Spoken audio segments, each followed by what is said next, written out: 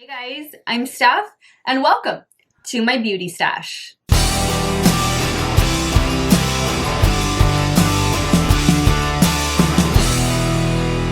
Hey guys, welcome back. Thank you all so much for watching another one of my videos. You know the drill. Before we begin, make sure you click on that subscribe button and ring that bell so that you never miss one of my video uploads. Today we are trying all high-end beauty products that I regret purchasing.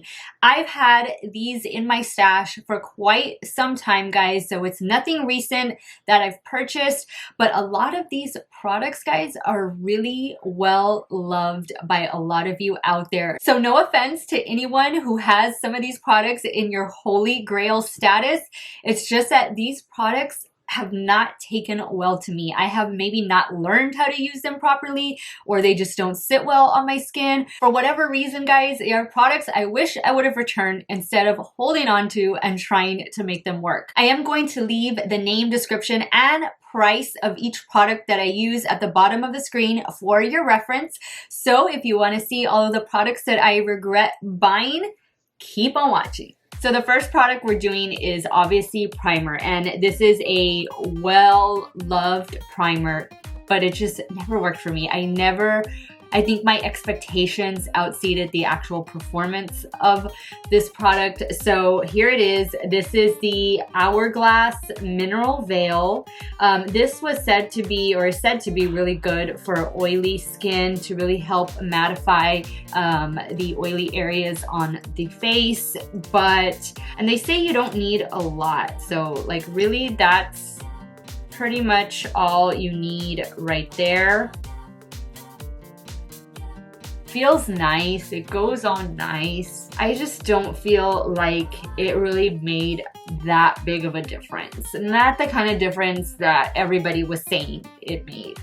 So that's why I'm a little disappointed with this product. That's why I just don't really reach for it that much, and I should. For what I paid for it, I should be using it every single day. Next, we're gonna go in with foundation, and you all are gonna kill me because this foundation says normal to dry skin on it, but I know I am probably the only person out there with oily skin who wants to have a nice glow due to their skin and doesn't realize that I'm gonna get like that on my own later on throughout the day, but oh well, I like to try all foundations. This is the Lancome Renegade, I'm not too sure how you pronounce that, Lift Makeup. It does contain SPF 20, and as you can clearly see down there at the bottom, it says normal to dry skin. I have the shade 140 in this one, but I don't really reach for this because it is a sheer coverage foundation, and I like more of a fuller coverage. That's what it looks like.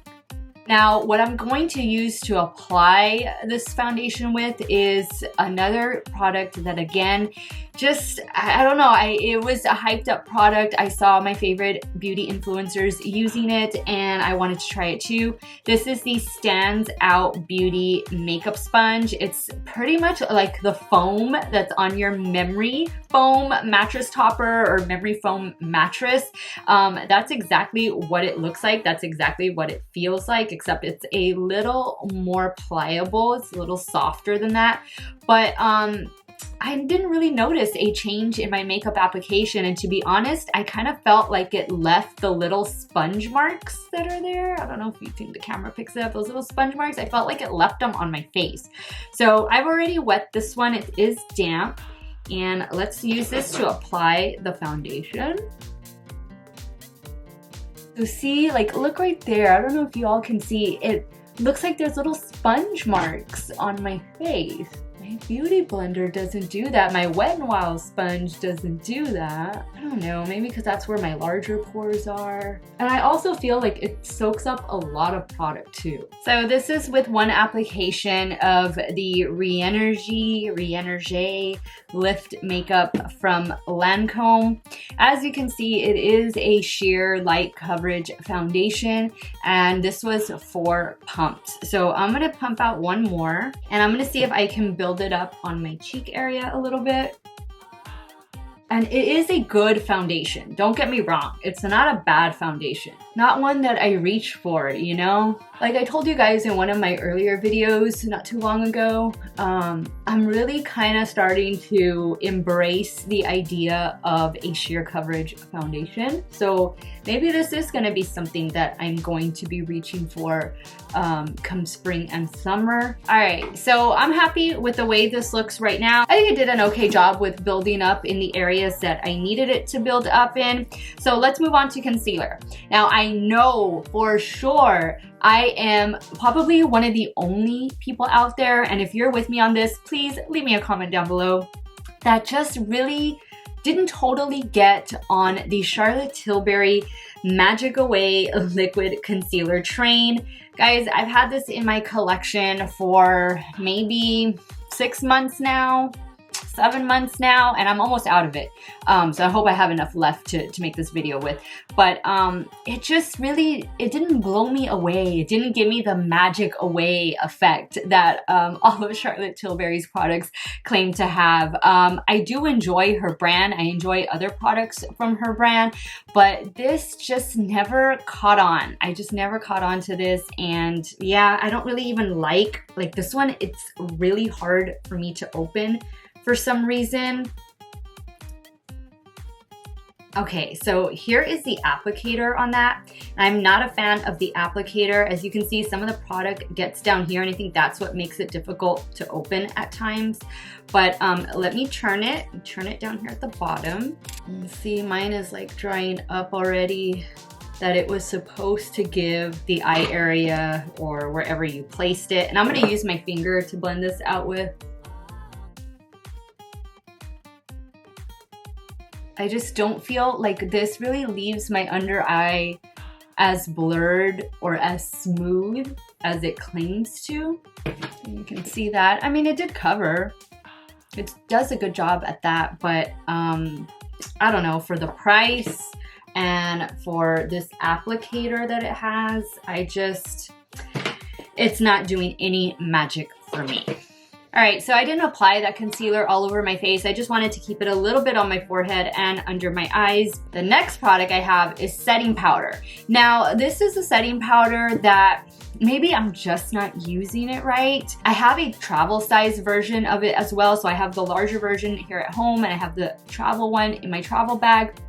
And I have found in recent weeks that this setting powder has worked better when I am going to do my eyes, and maybe I'm going to be working with glitter or a product that I know has a lot of fallout. I'll add the powder like right in here, and this is after I have all of my face makeup done, to where it's almost kind of like baking. And then I'll use that to wipe away any fallout that I got. And it really does a good job of brightening. So that's what I've discovered in recent weeks. But the entire time that I've had this powder, and it's been about a year that I've had this powder, it's just never worked as well as it seems to work on other people. This is the Hourglass. This is the Vell Translucent Setting Powder. Now, they say the trick is to tap it over 1, 2, 3, 4 times. And then when you unscrew the lid, that powder that's there should be more than enough to do the entire face with, okay? So let me get my powder brush, and I'm going to set my under eye area now. I'm gonna take the brush. They say you just need a very small amount of this powder.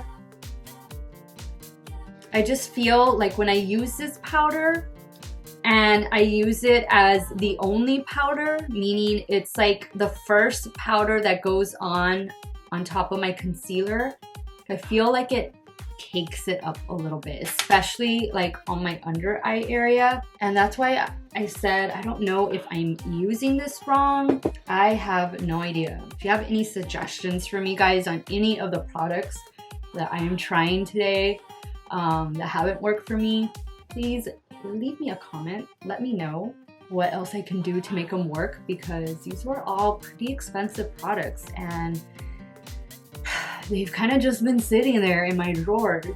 So that is what it looks like. I just feel like I have other powders that make my skin look a lot smoother. I'm gonna take a larger powder brush, and whatever's left in this cap, I'm just gonna pick it up and go all over my face.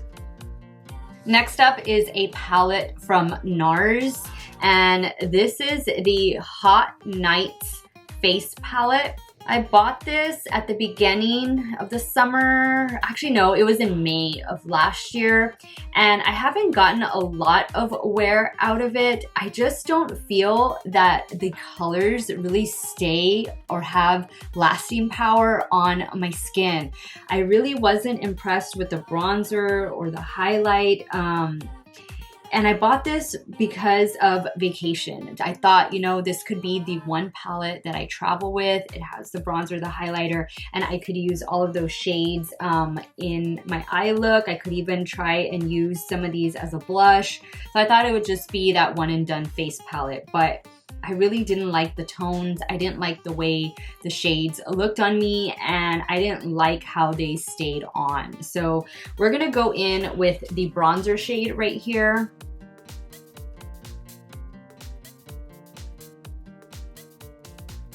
I also don't feel like it blends out very easily. It kind of looks, I don't know, a little patchy up here. Now for blush, I'm gonna go in, I'm gonna be using these two shades for blush in here because I don't have a blush single that I have regretted buying, so that's great. And you know what, guys, to be honest, I buy a lot of drugstore blushes. Those work great for me. Milani works great. I've been loving the Unicorn Glow blusher lately, and Wet n Wild, LA Girl, they all make some of my favorite blushes. So let me pick up, I'm gonna start with, I guess I'm gonna go in with the dark shade right here, this pink color. I'm gonna just do a little bit. It is kind of have like a little shimmer to it, so I don't want to do too much. Can't even see it. There it is. There it is. So, and again, this is not easy to blend out either. Oh, I don't like this at all. Now for highlighter, I'm gonna go in with the shade that's right here. Gosh, I don't even want to know what this is gonna be like. That's not too bad. So definitely not going to be reaching for this NARS palette again. Now let me pop off and take care of my eyebrows off camera because there is no eyebrow product that I have in this video that I have regretted buying. So I will be back in a few minutes. All right, so eyebrows are on. Now let's dive into the eye look. So again, probably one of the only people out there who regrets buying this. This is the Charlotte Tilbury Exagger Eyes Bigger Brighter Eyes Filter. This is the eyeshadow quad. And guys, for what I paid for these 4 little shadows, I've gotten some amazing 16, 18, 24 pan palettes that do a much better job than this little quad right here. I just, you know, they look so pretty. This is the one that they use on the Victoria's Secret fashion show. Not last year, I think it was the year before, but I bought this last year. I bought this like in the summer of last year. And I'm not really that impressed. It's a basic eyeshadow quad. It's a basic eyeshadow palette. And to be honest, guys, like the Natasha Denona one right here, this is the mini nude palette. This is like one of my favorite go-to little neutral eyeshadow palettes. I keep it next to me every time I film. I travel with this one, and this one is well loved. So this one was only 25 bucks. This little quad over here was at least 50 bucks. I think it was like 52 or $54. And I've never spent that much for 4 eyeshadows in my entire life, and I don't plan to do that ever again. So I'm gonna go in with the matte shade that's right here on the bottom. This one is number 4. This is Pop. Just gonna run that in the crease. Again, this is just a very basic, very neutral eyeshadow palette, guys, that it was just way too hyped up. You could get this look, guys, from a drugstore eyeshadow palette, no problem. So that was the only matte shade that was in the palette. So I'm actually gonna work and try and build that up just a little bit more, especially like right in here in the outer corner, right here in the crease, just to really give some depth, dimension to that eye socket. Now I'm gonna go in with this pale gold shimmer shade right here, and I'm gonna apply that all over the eyelid. I am gonna spray my brush with some Mario Badescu setting spray.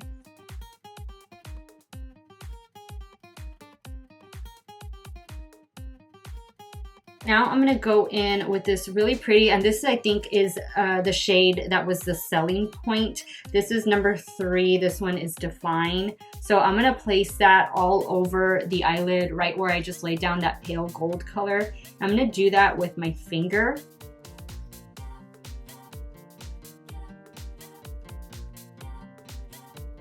That's how it looks. It's pretty, it looks nice, guys, but it's nothing that, like my Profusion liquid glitter, that is amazing. I'm gonna go back in with the matte shade.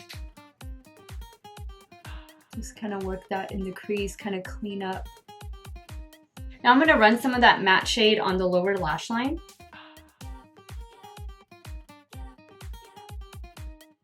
Now I'm gonna go in with this pale gold color. I'm gonna pop that on the inner corner as well as on the lower lash line. I did not wet this one. So this one is good. This has good payoff. So this is the Exaggerized palette from Charlotte Tilbury. Again, guys, it's nice, it's pretty, but it's nothing spectacular. You know, it's nothing that I couldn't get from another palette that would have cost exactly what this costs, but comes with a wide array of shades. For 4 shades, guys, over 50 bucks. Save your money. Now I don't have an eyeliner that I've regretted purchasing, so we're gonna skip eyeliner today and just go straight for mascara. And the mascara that I've been really disappointed with is the Marc Jacobs mascara. This is a decent mascara, guys, but it flakes on me, and it flakes on me every single time I wear it, and it starts flaking early, like within the first 2, maybe 3 hours. So I'll have like little black specks all right here on my cheeks. Sometimes when I go to dust them away, they leave a little swipe mark. So then I'm left with that for the rest of the day. So it gets really annoying.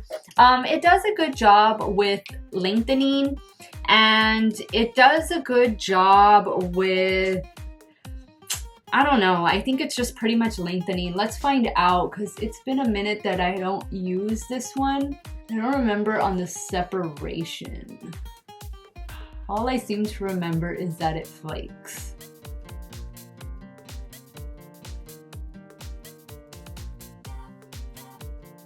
So that's the mascara. That's with 1 coat. I got a little bit on my eyelid, which I'm gonna wait for it to dry so I can hopefully flick it away. Hopefully it doesn't stain or it doesn't stay there. But I just don't feel like this mascara does anything special, anything different other than just lengthening. And I'm okay with length on my lashes. I do use Revitalash religiously, and I've used that product for quite some time now. So I'm good with length. I just really want separation and volume. You know what I mean? And I don't feel like this mascara does that. So let me do the other eye now. All right, so those are the eyes. That's the way the eyes are staying. I have another highlighter that I forgot to mention earlier. This is the Anastasia Beverly Hills Dream Glow Kit. And as you can see, those powders are very, very glittery. And I like this better when it's layered on top of another highlighter, but it's just not something that I reach for very often. So let's see, let me go in with this shade right here, Wish. And it's very, very powdery, guys. And it doesn't have a mirror, so would think that that palette would have a mirror. I remember being so excited when this came out, and I actually got sent a broken one. I ordered it from Macy's and they quickly sent me one that wasn't broken. But then I remember being a little underwhelmed with it. You know what? I'm gonna take a little bit of that and let me see how it does on my brow bone, because I didn't add anything to my brow bone. Oh yeah, it shows up.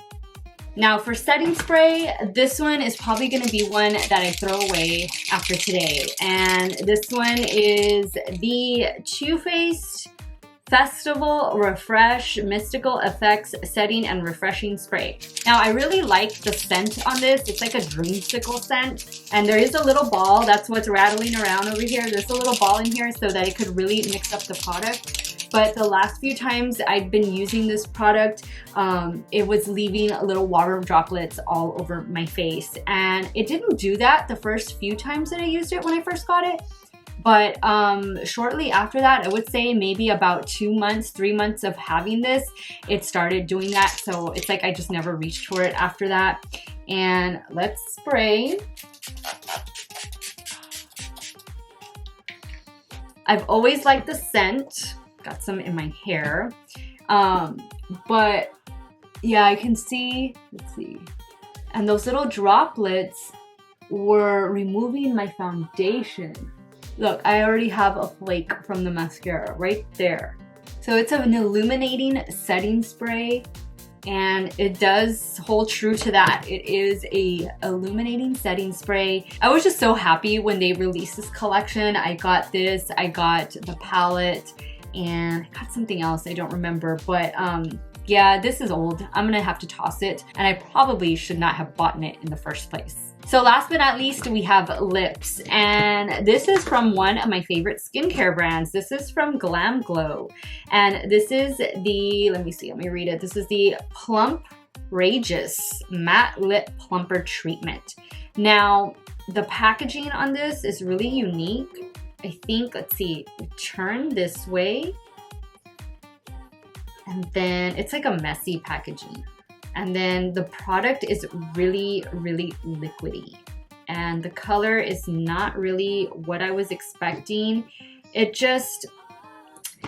never caught on to this. And yeah, look at that. That looks terrible, terrible. Ugh. Let's try this again. Oh God, this is bad. I have not had this, it hasn't even been a year. This is terrible. Look at that.